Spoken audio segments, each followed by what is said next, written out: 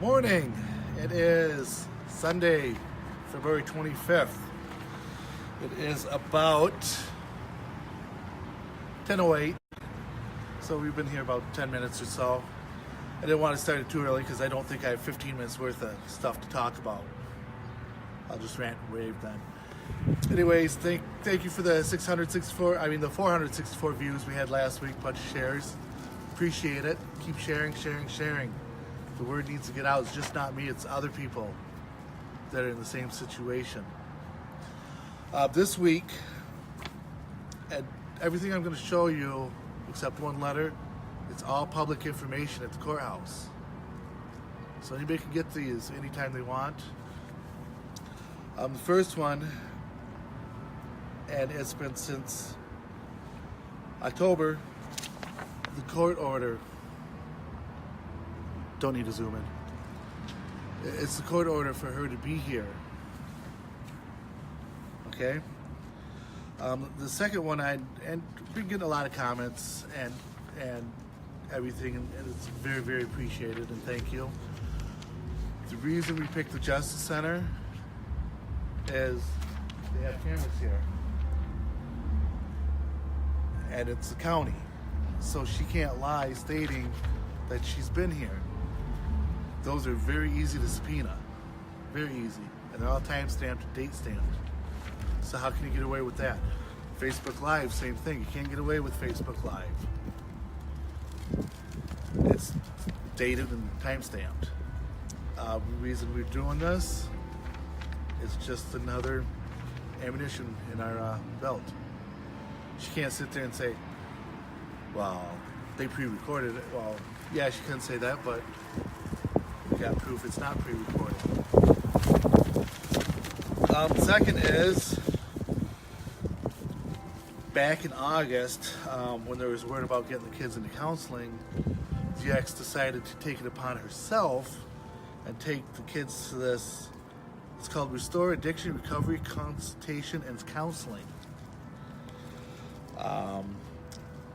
To restore health, balance, and dignity, to empower lasting and meaningful relationships, and to strengthen personal integrity and inner peace through therapeutic encounters designed to heal brokenness and to restore goodness to human life. What concept?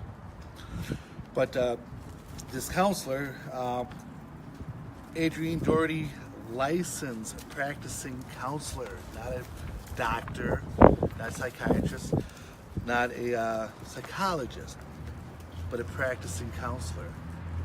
Maybe I need to go out and get my LPC. She wrote this to the courts. To whom it may concern, I'm writing to confirm that I am the therapist seeing my kids. We had a first appointment on 8/9/17 as an intake session. This therapist has given the diagnosis of a F4323 adjustment disorder and mixed anxiety and depressed moods for each of the clients, as they are presenting difficulties adjusting to the recent beginnings of visitations with me. In the intake sessions, both clients stated that they did not want visitations with me.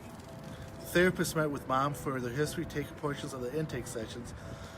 Mom reported that when dad left her, she had been out of town at a funeral and returned to find that dad had moved out with my kids. Mom reported she needed to obtain an emergency order to have the children returned. Mom reported dad has not initiated visits until recently. So my ex lied to the counselor on several occasions. No, she was arrested for domestic violence for smacking me with a pan. I did not just leave. As for the kids, when she got off probation 2.5 years after she was found guilty of domestic violence, that's when she kept the kids away from me. As it goes, it is important that Peyton and Aiden are able to continue therapy to help them process the visitations, be able to identify and communicate with their thoughts and feelings, and to work through and resolve grief, loss, trauma regarding the history of dad's leaving and substantial lack of initiating visits until recently. The children are dad's insurance, and dad will need to pay any fees associated with therapy. So, as soon as they got this letter, I called Andrea, kind of filled her in on what the truth was, and I told her every story has two sides, but the GAL will contact her and set the story straight, which was, and she's not the counselor. Go figure. Second is, as I brought up last week, was falsifying and lying on county records. Number one, this is for application waiver of court fees, filing as a poor person. She put down her name. She put down her Wisconsin address on, it looks like 10-10-17. It could be 6-6-17. Almost looks like 10. We'll just go 6-6-17. Doesn't matter which date it was.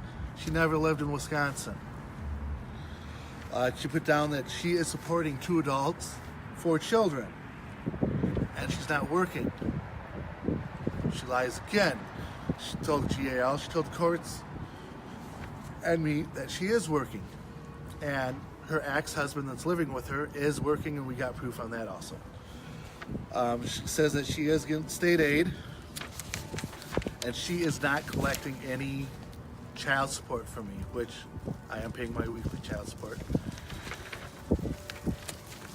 She did not fill out any of the rest here. Of course, she doesn't own a car because her parents' car she inherited. Again, when she wrote her name, and I certify that everything in the application of waiver of court fees is true and correct. I understand that making a false statement on this form is perjury and has penalties provided by law under 735 Illinois CS 51-109. Signature, her address. I mean, when is this going to stop with anybody? I mean, if I lied on something like this, my ass would be sitting in jail right now. Again, we got another one here on either 6-6-17 or 10-10-17, as it would be for some application for waiver of fees. It's for the GAL fees, and it's the same thing. She put down, she lies. She collected food stamps, yes, but she does not sit down and state that she's collecting child support and that her ex-husband's living with her, and as that the kids stated last summer when I was with them, she had a whole slew of people living with her.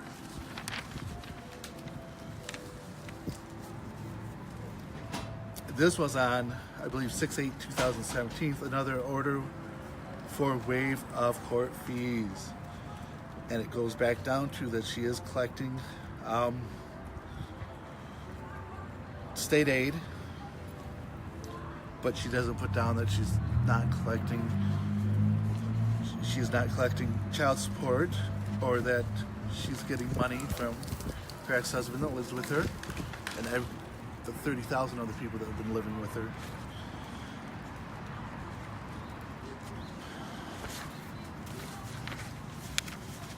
So it's the judge's signature, but it goes back to, when is the county and the state's going to have enough of the BS? We got court next week. She was supposed to contact the court-appointed psychiatrist, Dr. Waldron, and so far that we've known of, she hasn't contacted him. And she was supposed to contact him back in mid-September, I believe it was. I'll bring that next week. For the people that's going out through the same thing as I am, stay strong. Talk about people wanting attention. Stay strong. Don't give up. Don't ever give up.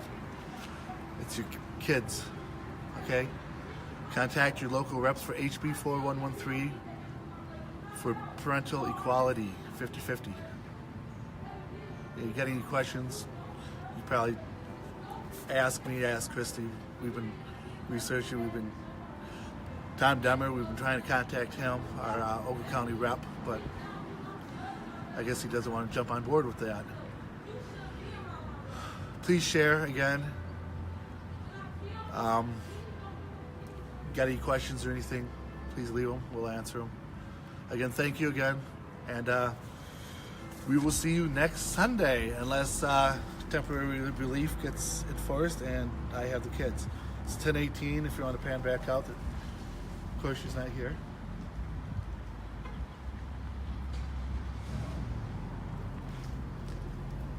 And that will be it. Thank you.